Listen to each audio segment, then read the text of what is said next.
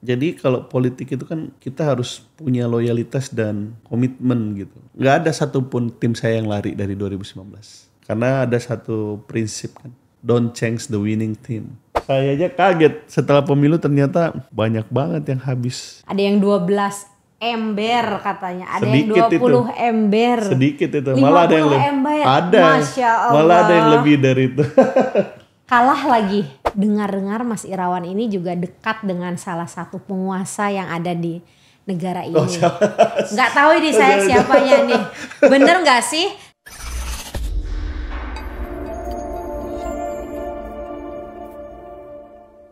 Halo sahabat pemuda Indonesia dimanapun berada, bertemu lagi dengan saya Maya Muizzati Lutfillah di podcast Rumah Pemuda, Speed, Smart, dan Solid.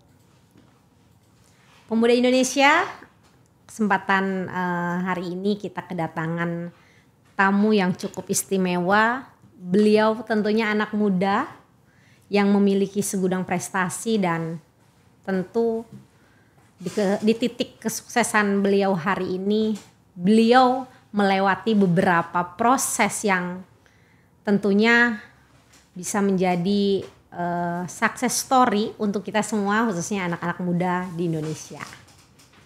Kita kedatangan Mas Ahmad Irawan. Selamat siang Mas. Siang Mbak, siang. Saya sedikit spill, ternyata Mas Irawan ini sebelum menjadi politisi, beliau juga menjadi seorang aktivis yang berproses memang dari beberapa organisasi yang ada di ekstra maupun internal kampus itu sendiri. Nah, hari ini beliau mewakili keterwakilan anak muda yang nanti di 2024 ini beliau akan dilantik sebagai anggota DPR RI dari fraksi Partai Golkar. Usia berapa Mas sekarang? Sekarang 34 ya. 34 tahun. Insya Allah Oktober, berarti kan Agustus, September, ya 2 bulan lagi 35. Di usia 35 tahun sudah bisa menduduki posisi yang cukup strategis yang saya rasa tidak semua anak muda itu bisa mencapai di titik itu di usia 35 tahun. Lahir di Toli-Toli berarti masuk ke zona Sulawesi Tengah. Jauh, kampung kita jauh. Toli-Toli di desa, dari desa menuju Senayan berarti itu. Dan yang lebih salutnya lagi kok bisa gitu menjadi keterwakilan masyarakat anak muda yang memang Mas Irawan ini kan sebetulnya aslinya dari Toli-Toli, tapi kenapa sih kok dengan sangat optimis gitu Mas Irawan ngambil dapil daerah pemilihan di daerah Jawa Timur dan menang pula, mengalahkan incumbent. Ya. Katanya sih dengar-dengar sempat dengar selentingan katanya ini ada pemuda hebat, beliau juga mengalahkan salah satu incumbent katanya. Kalau boleh tahu gimana sih trik dan bisa sampai ada di titik pencapaian yang cukup luar biasa gitu. Ya, jadi gini Mbak. Jadi memang banyak yang bertanya terkait dengan pemilihan dapil. Sebagian besar kan bertanya lahir dan besarnya di Toli-Toli, Sulawesi Tengah, kok ngambilnya dapil Jawa gitu, di Malang. Jawa Timur 5 itu Malang Raya, jadi dapilnya Kabupaten Malang, Kota Batu. Nah jadi sebagai aktivis misalnya, saya memang selalu memandang bahwa strategi politik itu yang utama adalah ilmu pengetahuan. Jadi strategi utama kita kalau mau berpolitik itu adalah ilmu pengetahuan. Nah, saya memahami bahwa pemilihan dapil itu dalam perspektif ilmu juga. Jadi saya misalnya nggak pernah takut misalnya ini Jawa dengan background dari Sulawesi nanti orang nggak memilih gitu. Karena saya memahami bahwa pemilih kita, warga negara kita itu kan menerima keberagaman gitu, gitu. Nah sehingga ya saya memilih dapil tersebut karena juga saya lama gitu. Jadi saya menyelesaikan kuliah saya S1 saya di Malang, itulah yang kemudian menjadi sebenarnya pertimbangan utama saya memilih dapil tersebut gitu. Malang Raya. Malang Raya. Proses pengambilan misal Dapil dan Mas Irawan ini sampai optimis akan bisa memenangkan pertarungan kontestasi politik di Malang Raya yang memang juga saya rasa banyak sekali pesaing-pesaingnya itu di eksternal Golkar itu sendiri juga cukup luar biasa. Ini kan salah satu hal yang kalau saya selalu sampaikan ke politisi, selain optimis kita juga harus realistis. Nah, awal mula Mas Irawan berani, tekad optimis tadi melalui ilmu pengetahuan dan lain sebagainya gitu. Sampai Mas Irawan hari ini tinggal satu langkah lagi nih ke pelantikan gitu. Sehingga menjadi optimis dan itu menjadi kenyataan. Jadi gini, politik praktis itu kan khususnya pemilu ya. Itu kan sesuatu sebenarnya yang sifatnya terukur. Kalau kita sering membaca ya teman-teman aktivis pasti sering baca. Namanya pemilu itu kan selalu melahirkan data gitu. Data perolehan suara yang itu ada yang bersifat statis, ada yang bersifat dinamis. Artinya bahwa setiap partai, setiap calon legislatif itu mempunyai data perolehan suara dalam setiap pemilunya gitu. Nah, saya memilih Dapil Malang karena saya melihat dari seluruh dapil khususnya di Jawa Timur, Dapil Malang itu salah satu basis partai Golkar gitu. Partai Golkar yang merupakan partai saya gitu. Nah, yang kedua, selain itu tentu kan kalau Partai Golkar memiliki kursi situ, tentu kan ada calon incumbent yang berada di dapil tersebut. Nah, ini saya buka sedikit saja cerita bahwa sebenarnya kalau sedikit kasih tips yang jelas nih biar anak-anak muda Indonesia juga nanti bisa ikut serta di 2029 nanti. Boleh. Jadi calon tersebut kan kita bisa lihat perolehan suaranya, incumbent calon petahana, nah, kita bisa melihat suaranya dari pemilu ke pemilu.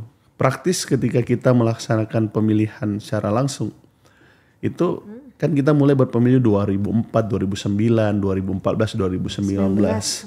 Nah, di situ kan kita bisa mendapatkan gambaran perolehan suara yang akan menjadi kompetitor kita. Statistik ya. Statistik. Nah, kalau kemudian partai atau calon petahana itu grafik perolehan suaranya menurun, itu kita bagus untuk masuk dapil tersebut.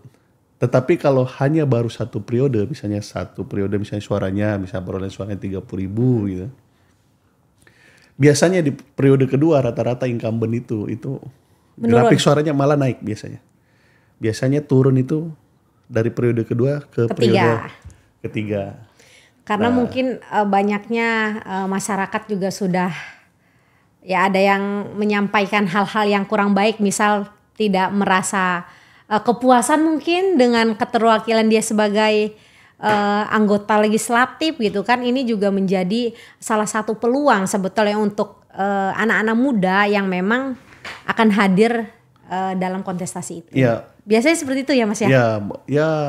Ya namanya politik, ada yang senang, ada yang kecewa pada pihak yang mewakilinya. Tapi kepentingan saya itu adalah terkait dengan apakah kemudian saya bisa kompetitif bersama calon-calon lainnya di dapil tersebut. Itu yang kemudian kita kelola potensinya sehingga kita bisa memenangkan pemilu di dapil tersebut. Itu satu. Nah, yang kedua itu adalah juga terkait dengan tadi yang saya sampaikan, apakah memang kemudian Partai Golkar secara tradisional selalu mendapatkan kursi di tempat tersebut. Nah, artinya kalau Partai Golkar sudah mendapatkan kursi di tempat tersebut, artinya kompetitor kita sesungguhnya itu bukan eksternal partai tapi di internal partai karena itu konsekuensi dari sistem pemilu proporsional terbuka gitu. Oke. Saya kira gitu. Proses awal mula ke Malang itu ngapain sih? Tadi kan disampaikan kuliah, mungkin ada aktivitas lain yang memang juga dilakukan selama perjalanan pertama berproses di Malang itu sendiri. Karena saya rasa mungkin di sana Mas Irawan ada sahabat, ada keluarga yang memang itu juga menjadi salah satu faktor yang menguatkan dan membuat Mas Irawan itu optimis gitu. Tahun berapa sih pertama masuk ke Malang itu? Jadi saya pertama kali ke Malang sebenarnya untuk kuliah sebenarnya. Kuliah. Itu pun kuliahnya karena kecelakaan. Kenapa tuh kecelakaan, Mas? Jadi sebenarnya sama almarhum kedua orang tua saya itu diminta untuk masuk polisi gitu. Cuma karena ayah kan perwira polisi almarhum. Cuma saya nggak mengikuti lah ini orang tua. Nah akhirnya saya lari ke Malang. Lari naik kapal. Meskipun nggak jadi polisi, tapi kan mungkin ke depan beliau ini yang bisa ngatur-ngatur para pihak kan. Jadi naik kapal sampailah ke Malang. Ke Malang kita nggak punya siapa-siapa pada saat itu.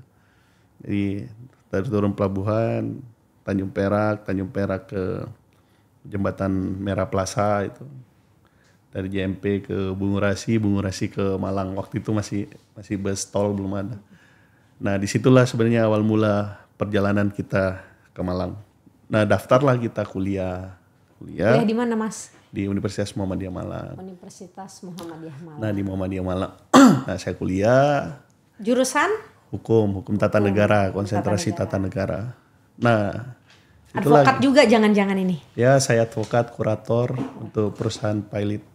Keren. Nah kuliah gitu.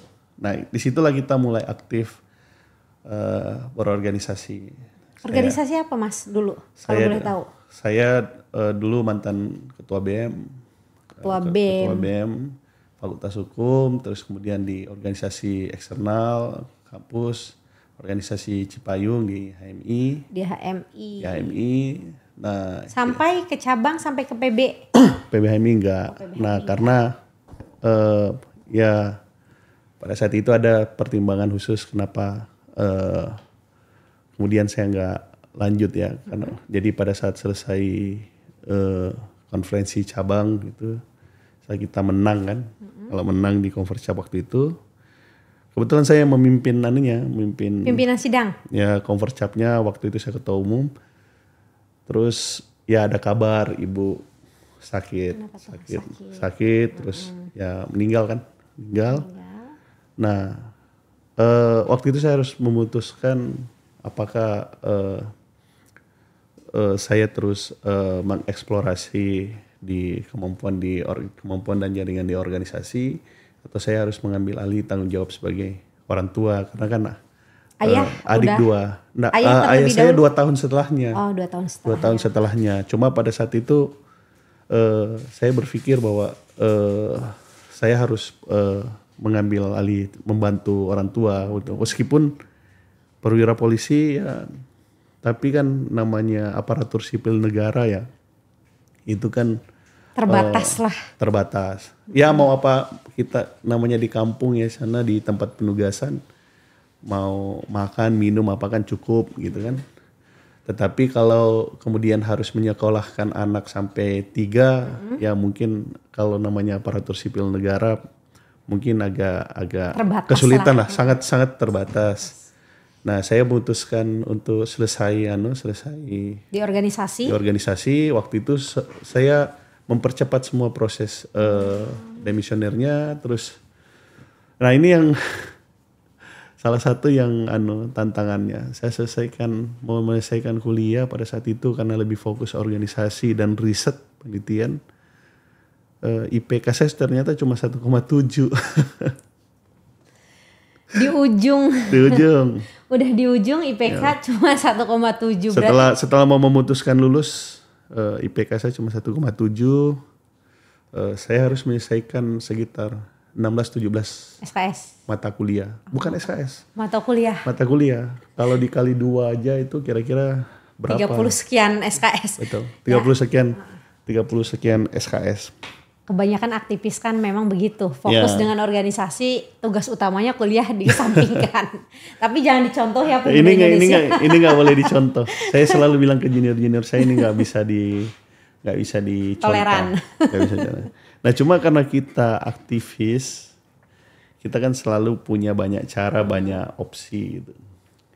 Ya waktu itu rektor Pak Menko PMK. Sekarang Pak Profesor Muhajir. Nah, ya kita demo sikit-sikit lah. Biasalah ala-ala aktivis ya. Cuma demonya demo lain. Demonya lain, saya nggak bisa cerita.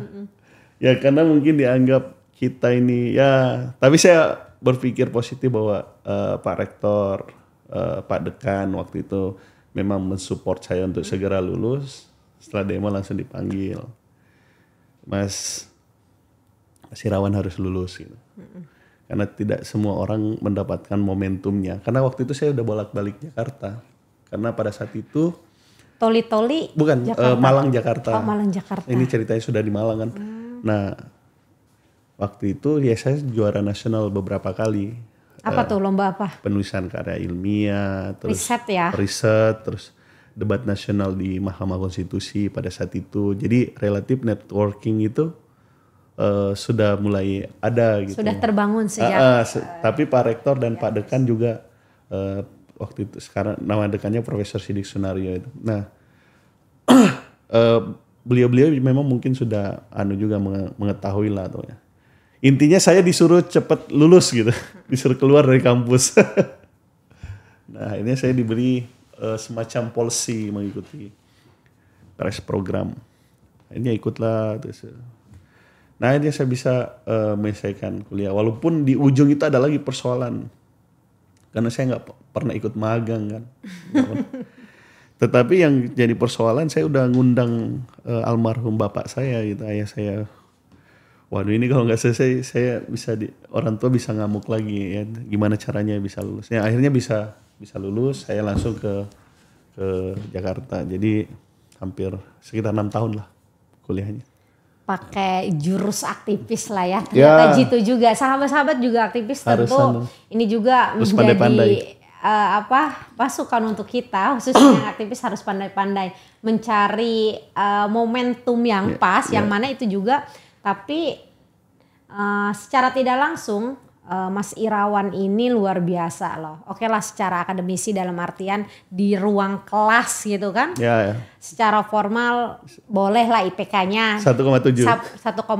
Tapi beliau ternyata di luar kandang ini beliau jago. Juara nasional dan lain sebagainya. Akhirnya IPK saya 3,1. Nah, akhirnya IPK 3,1. Karena kebijakan rektor. Inilah seimbang karena dengan prestasi mungkin karena mewakili kampus juga betul. Salah satu ya membawa nama baik.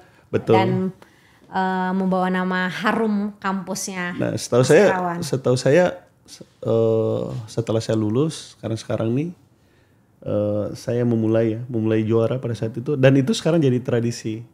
Jadi setahu saya fakultas hukum itu setiap ada perlombaan pasti kita juara nasionalnya. Dimulai dari Mas Irawan. Bisa keluarga sekarang sejak dulu sejak dulu Mas Irawan di Malang memang keluarga di Toli-Toli. Di Toli. Sampai hari ini keluarga masih di Toli-Toli. Jadi aku kan sebenarnya kan kuliah kan ibu meninggal 2 tahun setelah itu kan. Pulang ke Toli-Toli? Enggak, 2 tahun setelah itu ayah meninggal, saya merantau lagi di Jakarta. Jadi udah yatim piatu lah. Nah, keluarga lainnya itu di Toli-Toli semua, di Sulawesi Tengah semua. Anak pertama? Pertama. Anak pertama berarti 2 adik juga. Adik saya 1 di Jakarta, 1 di sana. 1 di Toli-Toli. Berarti hari ini ya secara tidak langsung menjadi tanggung jawab untuk adik-adiknya hari ini gitu udah semua udah kuliahnya apa macam-macam udah selesai. Alhamdulillah. Semua. Berarti dalam artian ya ini sahabat-sahabat semuanya kita juga kadang melihat sebagai aktivis memiliki kekhawatiran yang sangat banyak, apalagi hadir datang ke Jakarta dari pelosok sana gitu ya, dari ujung berung nih kita datang mengadu nasib di Jakarta dengan penuh kecemasan gitu. Kita bisa melihat dari success story-nya Mas Irawan ini kan. Berani mengambil resiko, bahkan seperti bukan berarti melawan dan menentang orang tua, tetapi mengambil jalan yang memang kita sukai gitu. Ngambil jurusan hukum tata negara dan akhirnya hari ini juga katanya sebelum menjadi politisi menjadi seorang Lawyer dan kurator dan kurator. Wah, untuk perusahaan pilot. sekolah kurator itu kan lumayan ya Mas ya. Berarti udah banyak menangani beberapa kasus.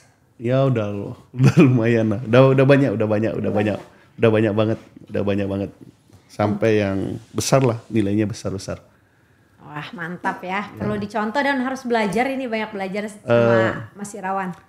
Jadi yang saya pelajari dari kita aktivis. Nah ini makanya aku senang juga bacanya. Belakang ini kan aktivis. Aktivis planner. Kita sebagai aktivis, kelebihan kita itu kan di dua hal. Pertama imajinasi kita, yang kedua konsep kita gitu. Tetapi ada dua hal yang kekurangan gitu. Kurang dari kita. Pertama ada tiga hal. Pertama pengetahuan kita bersifat general, sangat general. Padahal kalau kita mau berhasil, kita harus punya kemampuan spesifik, fokus tadi. Yang kedua kita harus punya skill, kita harus punya keahlian. Misalnya saya sebagai alumni Fakultas Hukum, misalnya alumni Fakultas Hukum, maka skill saya kan harus minimum ada 3, kemampuan riset, kemampuan advokasi, kemudian kemampuan menulis gitu. Nah rata-rata kita aktivis kan banyak bisanya ngomong-ngomong aja. Omong-omong aja.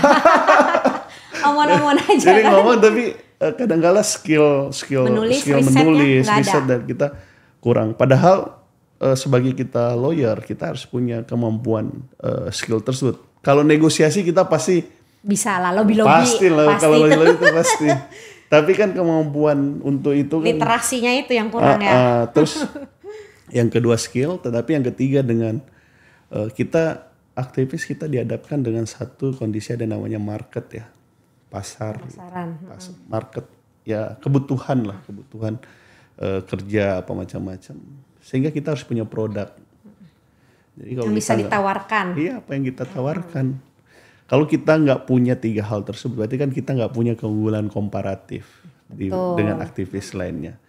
Kalau networking kan kita semua punya sama, senior kita juga open terhadap kita. Tetapi disitulah kadang-kala menjadi faktor pembeda di antara kita sebagai aktivis itu di keunggulan komparatif itu tadi. Baik Mas, luar biasa ya pemuda semuanya. Nah, menjadi wakil rakyat dari Malang, kita kembali lagi. Nah, apa sih tips sampai Mas Irawan ini bisa mengalahkan incumbent? Selain tadi bilang katanya mengukur dari beberapa statistik sebelum-sebelumnya. Tapi kan pasti ada hal khusus, maksudnya secara kontinu Mas Irawan lakukan meskipun di 2019 sempat kalah gitu. Dan hari ini Mas Irawan bisa mengalahkan incumbent petahana gitu. Ini bukan hal yang mudah kalau menurut saya gitu. Tapi nyatanya Mas Irawan bisa gitu. Terus kita juga ketahui bersama mungkin hari ini politik, katanya politik semua praktis, semua pasti by money. Ada isi tasnya, ada uang kos politiknya. Nah, itu seperti apa sih kalau kata Mas Irawan? Jadi gini, yang ini saya cerita pengalaman. Yang paling penting itu adalah kerja keras. Yang kedua itu dekat dengan rakyat. Ketiga, networking itu ya sesuatu yang kita harus maintenance. Nah, di 2019 saya cerita tadi bahwa kalah gitu. Nah, ketika saya kalah, saya tetap terus menjalin silaturahmi gitu. Jadi saya terus bolak-balik ke Malang. Harus Jadi dirawat. Saya rawat meskipun saya kalah. Jadi saya rawat, bangun silaturahmi, jaga silaturahmi. Dekat dengan rakyat itu artinya saya kalau ke Malang saya selalu dalam sebulan, dalam 2 bulan saya sempatkan 2-3 hari ngopi-ngopi, kadang duduk, kadang main sepak bola sama-sama. Jadi disitulah emosional kita terbangun gitu, bonding kita terbangun dengan rakyat. Nah disitulah kadangkala menjadi pembeda. Jadi yang pasti bahwa kalau kita sebagai aktivis, kantong kita itu biasanya tipis untuk menghadapi pertarungan yang begitu sengit ya di lapangan gitu. Modalnya nekat ya.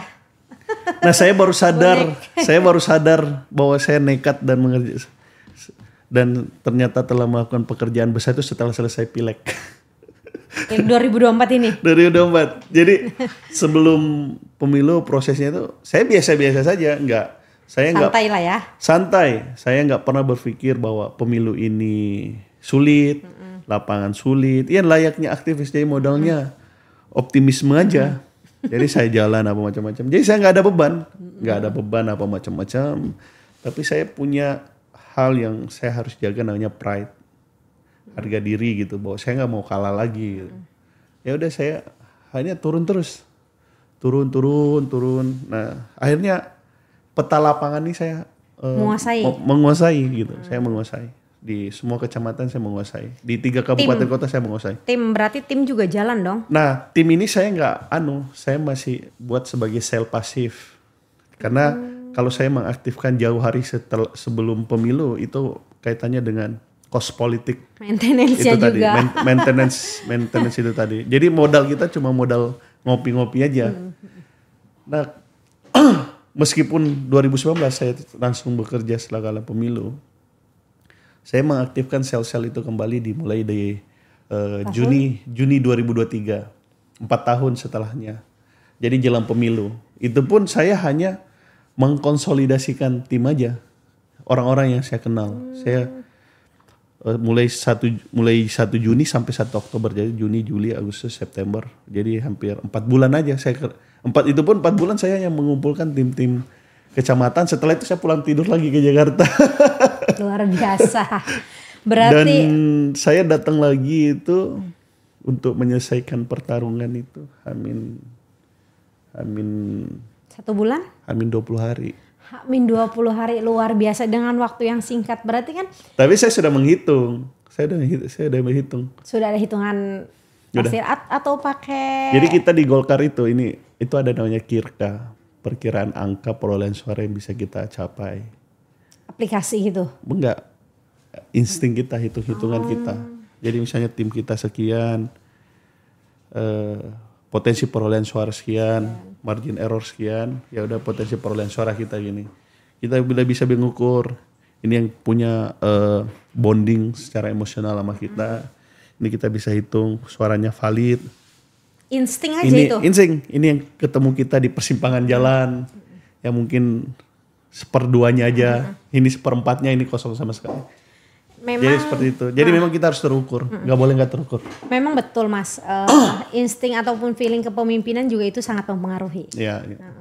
Sangat mempengaruhi karena kita kadang, mohon maaf, banyak sekali mungkin bukan 1 atau 2, 3 caleg itu banyak dikadalin ya sama tim-timnya. Itu ya akibat mereka yang pertama baru tidak datang jelang pemilu itu. Ya, mereka tidak terukur. Yang selanjutnya juga insting kepemimpinan mereka juga tidak jalan kan itu. Setelah 2019 kalah, pada akhirnya ada aktivitas lain selain di politik, maksudnya selain lawyer tadi, atau ada memang status lain yang memang itu bisa menjadi jembatan Mas Irawan itu untuk bisa tetap menjalin hubungan silaturahim dengan teman-teman yang ada dengan konstituen yang ada di Malang Raya. Kalau dengan konstituen langsung, ya saya nggak punya vehicle ya untuk ini. Ya memang murni UMNO sendiri. Personal. Nah selama kalah pemilu itu ya saya kerja aja. Kerja aja. Kerja, saya ikhlas terima kekalahan. Meskipun 2-3 bulan di awal ya kepikiran juga. Kan lumayan hasil tabungan gitu habis. Nah saya kerja, ya udah saya fokus kerja. Tetapi ketika kemudian ada waktu senggang, waktu longgar, ya saya datang ke Malang gitu. Silaturahmi apa macam-macam. Ya sekedar ngopi-ngopi aja. Menjaga basis, merawat basis. Nah, itulah saya sering dengar dari mereka itu ya, dari sahabat-sahabat saya, keluarga saya, konstituen di Malang dan basis-basis Golkar. Kira-kira bahasanya ini. Mas Irawan itu kalah aja kita disapa, apalagi menang. Nah itulah kuncinya salah satu ya. Jadi kita harus memang ya, makanya pemilu itu kalau mau kita menang ya, pertama dada harus lapang. Misalnya kita kalah, ya sudah terima aja kekalahannya. Siapa tahu itu memang cara Tuhan untuk menguatkan kita, mengajarkan kita, terus menuntun kita untuk melihat mana yang lemah, mana yang kuat, mana yang kurang, mana yang jadi kelebihan. Ya udah terima aja. Mana yang setia, mana yang pengkhianat. Nah, kira-kira kan? gitulah. Yang kedua, hati harus bersih gitu. Hati harus bersih. Hati harus bersih. Kalau hati bersih, insya Allah ikhlas. Nah kalau kita tiga ini enggak, itu lebih baik nggak usah ikut pemilu. Karena pemilu ini berat. 3 tadi hatinya harus bersih. Lapang dulu katanya. Hati harus bersih. Kalau bersih insya Allah ikhlas. Insya Allah ikhlas. Nah betul. Tentu Mas Irawan juga saya sedikit baca harapan untuk menjadi anggota legislatif di Malang Raya ini ada beberapa konsep yang memang itu juga sebagai penguatan ketika terpilih. Iya. Yaitu di pertanian dan pariwisata. Yeah. Kita juga mengetahui bersama bahwasannya Malang, Batu khususnya kan menjadi salah satu kota pariwisata gitu yang banyak sekali pengunjung, wisatawan mengunjungi tempat wisata tersebut. Nah, sebetulnya dengan mengambil konsep penguatan pertanian dan pariwisata ini kan bukan hal yang berbeda gitu. Banyak sekali juga para legislatif mengambil konsep penguatan itu.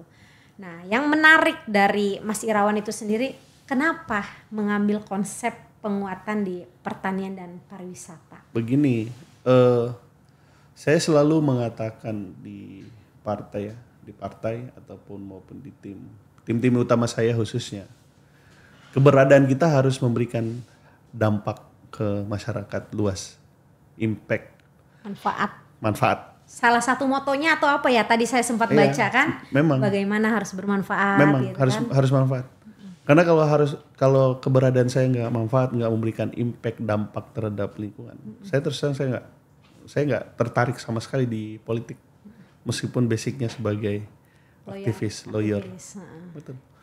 Karena aku sebenarnya udah ngerasa nyaman di dunia profesional. Udah cukup lah ya. Secara pribadi bahasa kasarnya menurut saya lebih dari cukup. Lebih dari cukup. Saya orang desa, Mbak. Lahir besar di desa. Toli ujung banget itu. Ujung di desa, namanya desa Sabang. Itu desa Sabang. Jauh. Dan kalau saya pulang, saya lihat ya teman SD apa macam. Ya banyak, ada yang jadi petani, ada yang jadi nelayan. Jadi kalau saya melihat diri saya sendiri sekarang, saya ngerasa udah sangat bersyukur gitu. Bahkan ya mungkin kayak DPR RI nggak pernah terpikir. Mungkin cita-cita kita tertinggi pada saat itu mungkin guru, polisi, terus dokter. Ya nggak ada, dokter nggak mungkin. Dokter kan mahal. Dokter kan mahal. Paling kan itu aja gitu. Nah, sehingga itu tadi bahwa ini kepuasan batin untuk memberikan impact itu tadi. Nah, kenapa kemudian saya selalu bicara terkait dengan pertanian dan terus kemudian pariwisata gitu. Karena memang karakteristik dapil saya itu petani mayoritas, kedua sektor pariwisata, dan sektor pariwisata ini sektor yang paling banyak memberikan dampak. Apalagi Malang misalnya kota pendidikan, kota pariwisata gitu. Dengan pariwisatanya bagus, pertaniannya bagus, itu akan bisa berdampak banyak ke masyarakat. Meskipun ya dapil kita ini kan seluruh Indonesia setelah terpilih gitu. Tapi kan bagaimana masyarakat dan konstituen kita di sana bisa merasakan manfaat dari keberadaan kita. Ada fokus tersendiri lah. Nah, melihat tadi katanya ya cukup prihatin seperti di kampung halaman, di Toli tempat kelahiran. Nah, satu hal juga, kalau kemarin kan ada juga tuh yang hadir tamu di sini podcast Mas Reza. Beliau juga salah satu politisi. Dan kalau beliau itu mengambil keputusan untuk kembali ke daerahnya karena ingin membangun daerahnya dan memberikan dampak positif, yaitu manfaat juga untuk daerah sekitar. Kenapa sih nggak ngambil di Toli-Toli gitu, di Sulteng? Apakah memang karena peluangnya juga kan bisa jadi gitu. Karena peluangnya lebih besar misal ya di Malang daripada di Toli-Toli itu sendiri. Ada nggak sih keinginan ingin kembali ke daerah, membesarkan daerah sendiri, tempat kelahiran? Karena bagaimanapun seperti saya nih, saya kelahiran saya di A, saya berprosesnya di B, di C, tapi keinginan itu ada gitu untuk saya kembali ke tempat kelahiran saya. Kalau Mas Irawan sendiri gimana? Saya kan di Toli kan 17 tahun ya.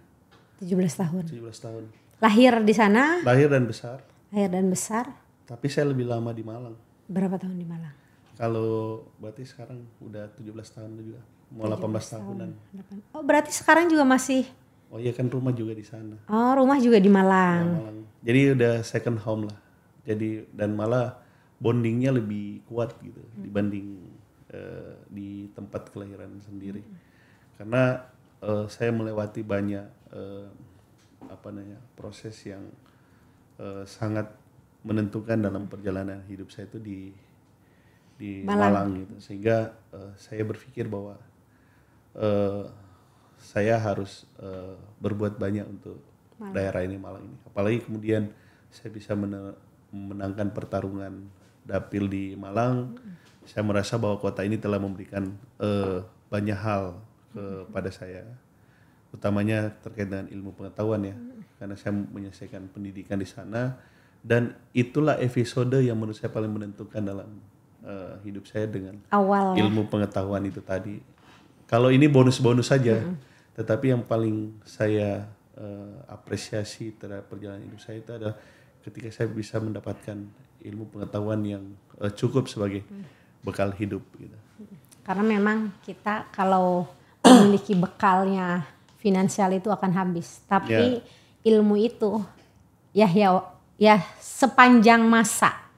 Alhamdulillah, kerasa kan sepanjang masa.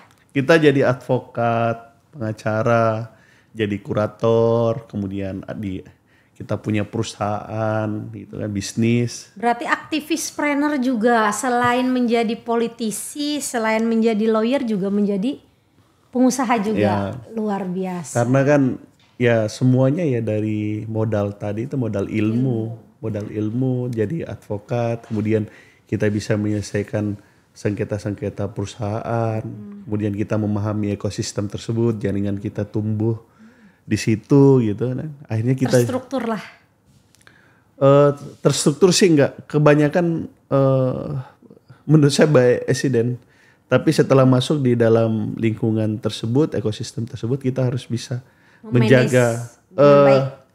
Selain manageable juga kita harus punya integritas di dalam, trust di dalam. Saya selalu mengatakan ke junior-junior saya, integrity has a market gitu. Jadi kalau kita jujur, bisa dipercaya, punya kemampuan, insya Allah kita bisa tumbuh dan berkembang di lingkungan tersebut. Jadi ya itulah. Ilmu nurun kan, ilmu adalah cahaya. Iya. Ya, kalau kata Qoidah Harapkan, barang siapa ingin hidupnya bahagia di dunia, maka harus berilmu. Barang siapa yang hidupnya ingin bahagia di akhirat, maka dengan ilmu. Ya, dan barang siapa yang ingin bahagia dunia akhirat kan harus dengan ilmu. Dan ini bisa kita saksikan bersama para pemuda, kedahsyatan ilmu, ketekunan, dan juga beberapa proses yang memang itu juga telah dijalani, telah dilewati oleh Mas Irawan ini sampai ada di titik ini. Tentu kata dia tadi, aduh saya nggak menyangka banget bisa menjadi anggota DPR RI. Bukan nggak menyangka ya, nggak pernah mempersiapkan diri. Iya. Nggak pernah mempersiapkan diri untuk jadi seorang legislator, jadi politisi. Meskipun background saya aktivis dan keilmuan saya tata negara. Dan memang kebanyakan bicara tentang legislatif dan presidensialisme gitu. Yang pada akhirnya para pemuda semuanya kali ini juga kita mendapatkan beberapa tips yang tentu saja ini menjadi pemantik buat kita semua, bagaimana kita ini khususnya para aktivis juga harus memiliki knowledge yang memang itu juga bisa menopang kita untuk terus berkarya dan berinovasi. Nah, kembali lagi ke politik praktis, Mas Irawan. Dengar-dengar Mas Irawan ini juga dekat dengan salah satu penguasa yang ada di negara ini. Nggak tahu ini saya siapanya nih. Bener nggak sih? Sehingga itu mungkin menjadi salah satu networking yang membuat Mas Irawan juga semakin pede, percaya diri gitu tuh untuk menjadi anggota legislatif. Begini, kita kalau sebagai calon kenal satu orang itu nggak cukup. Nggak cukup. Ya. Tapi kan pasti kita punya mentor yang memang benar-benar kita dengarkan gitu. Punya. Pasti itu ada. Saya terus terang ya kalau saya dapat privilege ya, maksudnya privilege terus mendapatkan afirmasi, ya disitulah saya berterima kasih banget ke Bang Doli gitu. Bang Doli. Nah kebetulan kan Bang Doli kan wakil ketua umum pemenangan pemilu nih. Saya artinya bahwa ya apa namanya ya dia banyak lah memberikan kesempatan politik untuk itu. Karena ya secara technically itu di bilik suara nomor urut 1 itu lebih menguntungkan. Lebih menguntungkan. Nomor urut berapa kemarin? 1. Nomor 1 berarti incumbent. Jadi itu lebih mudah dicoblos gitu. Ya, itulah yang saya begitu saya merasa itu bagian dari sejarah perjalanan hidup dan ya saya selalu insyaallah tahulah caranya berterima kasih gitu, untuk hal tersebut. Tetapi sekali lagi ini juga penting buat buat kita semua bahwa privilege, afirmasi, kebijakan politik seperti itu tetap tidak cukup kalau kita juga nggak kerja keras di lapangan. Gitu. Makanya saya bilang mengenal 1-2 orang di politik itu nggak cukup. Teman kita harus banyak. Menjaga juga penting di politik itu, persekawanan. Mungkin tetap kan Mas Irawan juga memiliki tim yang memang juga mereka konsisten, terus menyapa, terus merawat konstituen yang ada di bawah. Tapi kayak yang mustahil nggak sih kalau hari ini politik itu kita tidak mengeluarkan kos politik yang banyak? Begini, jadi kalau politik itu kan kita harus punya loyalitas dan komitmen gitu. Itu terbangun di tim. Gak ada satupun tim saya yang lari dari 2019. Karena ada satu prinsip kan. Seperti sepak bola itu. Don't change the winning team. Iya. Nah, ya jadi ya itu jangankan tim pada saat pileg. Teman-teman kita ya siapapun yang pernah kita bertegur sapa, pernah memberikan kita jalan kebaikan apa macam. Sampai sekarang sambung semua, mulai dari masih yang SMA sampai yang sekarang semua hubungan dan komunikasinya bagus. Iya, bagus semua, nggak ada satupun yang nggak bagus. Kalau misalnya pada saat sudah mulai kerja, teman-teman saya minta ke Jakarta atau saya ketemu. Itu pentingnya loyalitas dan komitmen. Nah, terus kalau kaitannya dengan pembiayaan, ini memang harus kita split ya, kaitannya dengan apa yang memang menjadi kebutuhan atau cost politik itu tadi. Pembiayaan politik tadi misalnya kita ngajak tim, mengumpulkan tim kan, kalau nggak diberi rokok, nggak diberi jus-jus gitu kan sulit juga. Masa minumnya air keran gitu. Kan harus kita kan harus bisa.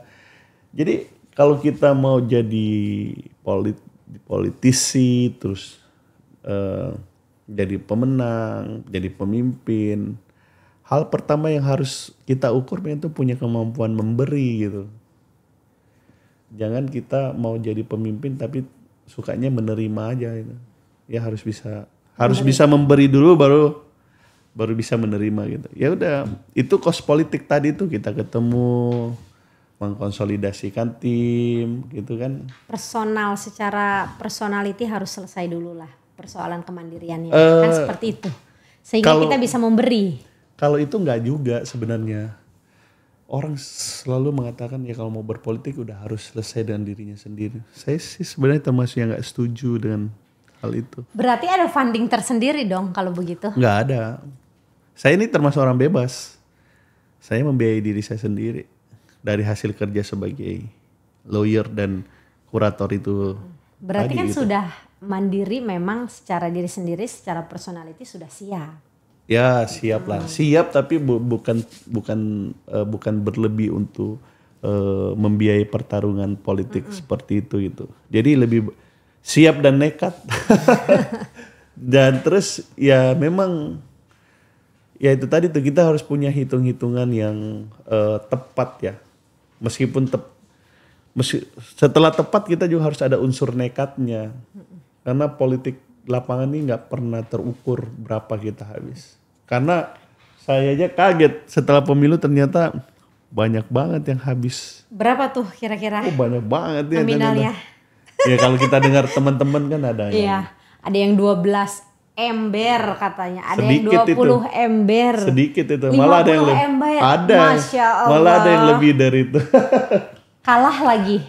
Ya itulah kata filsuf politik itu. Untuk kalah aja kita harus mengeluarkan uang banyak di politik, apalagi untuk menang. Iya betul.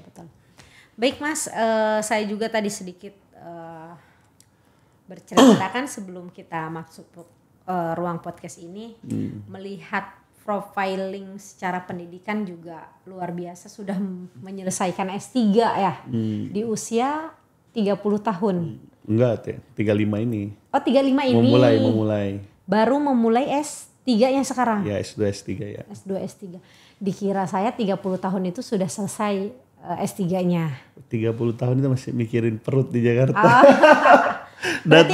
datang saya ingat betul tuh, kalau ingat tuh umur 2 berapa tuh. Tapi 30 tuh ya apa ya. Datang tuh kayak nggak salah 2-3 lembar aja baju di ransel itu. Kalau ingat-ingat umur 30 ya. Bener-bener ya, jadi gitulah. aktivis lah ya. Jadi aktivis ya. Saya juga merasakan banget sih gimana aktivis kita berproses. Susah dari nol. Tinggal memang. di base camp. Bener, kan begitu. bener. Merasakan juga hal yang seperti itu. Oh iya. Waktu itu pertama tinggalnya di Depok. Karena kebetulan alumni di cabang Malang ya khususnya kita ya. Itu kan banyak tinggal di Depok. Karena kan lebih murah lah di sana ngekos tuh. Setelah itu naik KRL. Waktu itu dulu KRL, kan belum ada KRL ada seperti udah, sekarang. Ada udah. Cuma sekarang kan orang udah nggak di atas atap itu, udah nggak gelantungan. Dulu masih gelantungan, masih di atap, masih kopaja, masih apa macam-macam tuh. Jadi melewati proses yang ya tidak manis ya, tapi luar perih biasa. lah, perih. Pernah tidur di atas meja kayak gini, meja kantor, kiri kanan buku pernah juga listriknya mati nggak bisa bayar. Jadi macam-macam lah. Tapi tidak selamanya tinggal di Malang itu kan Malang menjadi Malang melintang kan. Tapi hari ini menjadi sangat sukses dan inspiratif sekali untuk sahabat-sahabat, khususnya para aktivis yang hari ini juga masih berproses. Ya intinya kalau saripati perjalanan itu ya, punya ilmu, harus punya skill. Jadi jangan meninggalkan basic keilmuan, basic pengetahuan. Kadang-kala kita itu kan aktivis itu kan kelemahannya di situ. Ikut-ikutan. Misalnya dia hukum, basicnya ilmu hukum. Tapi dia membaca literatur terkait misalnya ilmu agama, terus sosial, teori sosiologi, apa macam-macam, filsafat. Tapi dia lupa meninggalkan basic ilmu pengetahuannya. Home base-nya dia apa? Padahal ketika dia meninggalkan ini basic ilmu pengetahuannya, dia belum tentu hebat dibanding yang memang sarjana agama, yang dibanding memang dia sarjana ilmu pemerintahan. Gitu. Jadi harus itu ketiga, jaga benar-benar kepercayaan dari orang. Integritas. Jadi loyalitas, komitmen. Saya sering ditanya, ini gimana ini ada perubahan-perubahan begini. Udah aku nggak mikir politik, pokoknya apa yang diputuskan sendiri aku ikut aja, aku mau kerjanya. Saya nggak pernah mikir apa namanya ke kanan ke kiri. Pokoknya kalau udah di situ aja. Kalau kita kalah kan ya udah kalah aja, mau apa? Ya kita jadi lawyer lagi, jadi kurator, cari duit, perusahaan, ngurusin perusahaan. Kalau kita menang ya dapat banyak karena kan kita dipercaya. Tapi kalau kita kalah memang nggak dapat sama sekali. Ya gitu aja prinsipnya. Yang penting loyalitas. Loyalitas. Nggak usah repot-repot gitu. Nggak usah cawe-cawe. Ya. Jadi kerjakan aja apa yang memang dipercayakan kepada kita. Kalau enggak ya udah kita mengurusi apa yang memang harusnya kita kerjakan gitu. Oke. 3 itu nih.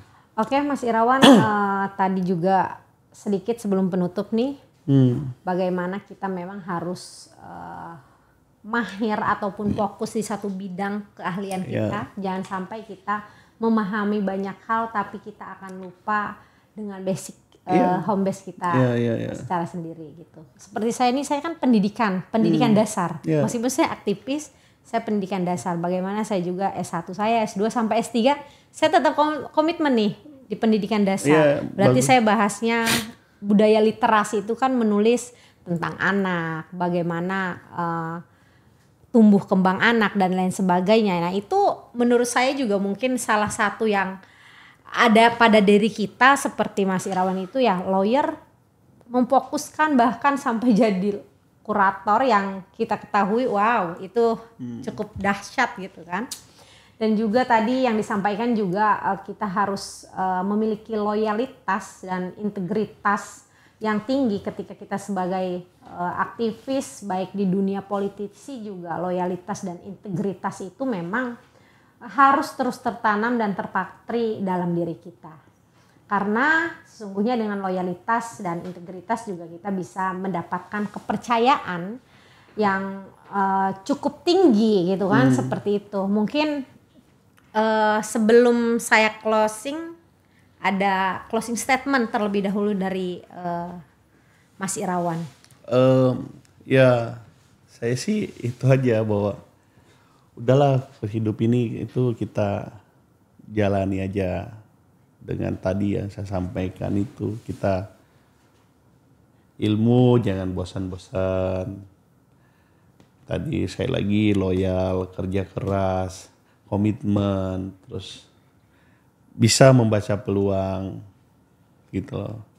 Berani mengambil resiko. Berani mengambil resiko. Kayak saya yang saya sampaikan tadi itu.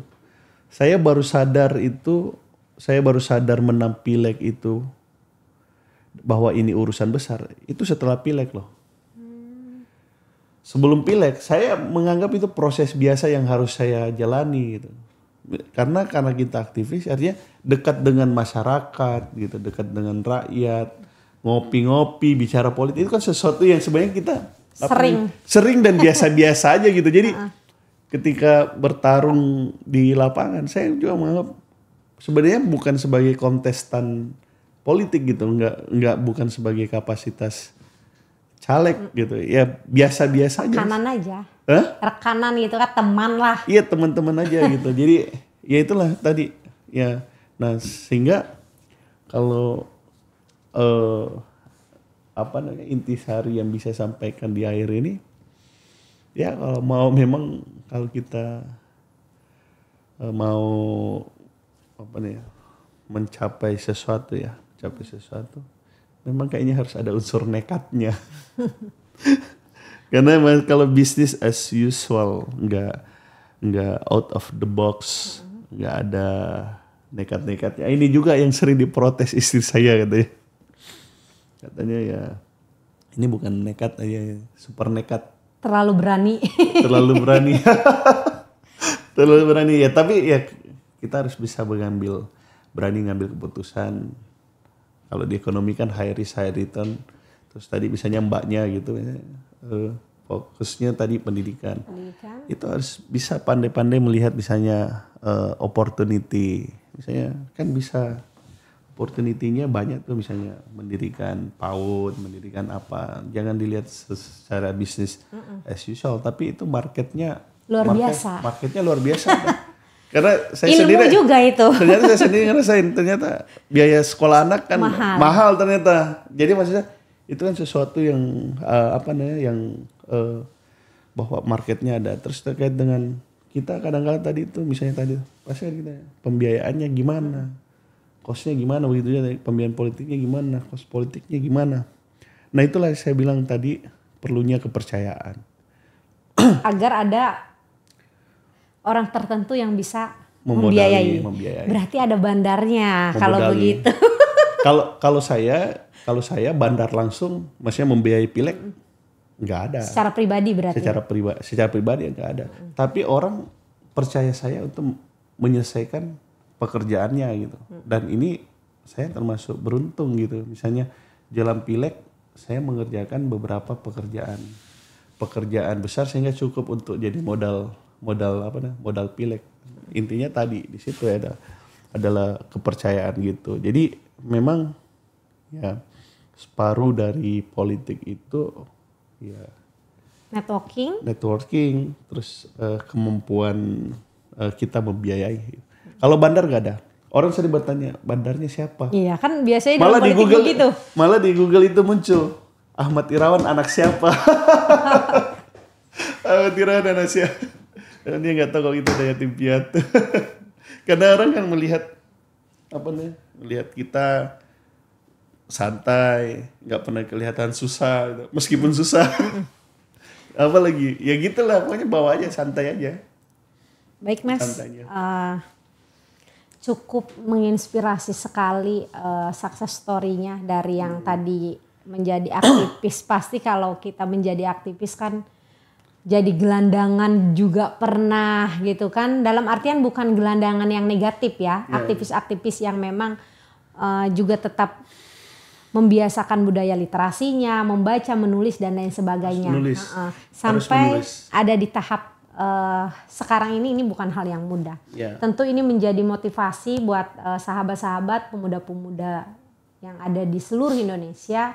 Bagaimana keberhasilan Mas Irawan ini juga bisa, mudah-mudahan bisa kita ulangi pada diri kita sendiri yang ingin menghibahkan dirinya di politik yang juga tadi disampaikan oleh Mas Irawan, bagaimana dimanapun kita berada, kenapa ketertarikannya di dunia politik itu karena ingin berdampak positif, memberikan manfaat untuk masyarakat khususnya. Benar. Seperti itu. Karena sebagai terakhir, agama kan ngajarin kita tuh dua hal. Satu, kita harus tiga hal ya. Tadi sudah disampaikan banyak. Kita harus bermanfaat sebaik-baiknya manusia. Herunas anfahum linnas. Itu satu. Yang kedua, hal jazaul ihsan ilal ihsan. Berbuat kebaikan. Orang yang baik sama kita, pemilih yang baik sama kita, masyarakat yang baik sama kita. Kita juga harus balas kebaikan. Nah yang ketiga adalah sultanan nasira. Qul rabbi adkhilni budhala sidqi wa harijni mukhraja sidqi wa ja'alni min ladunka sultanan nasira. Kekuasaan itu harus menolong gitu.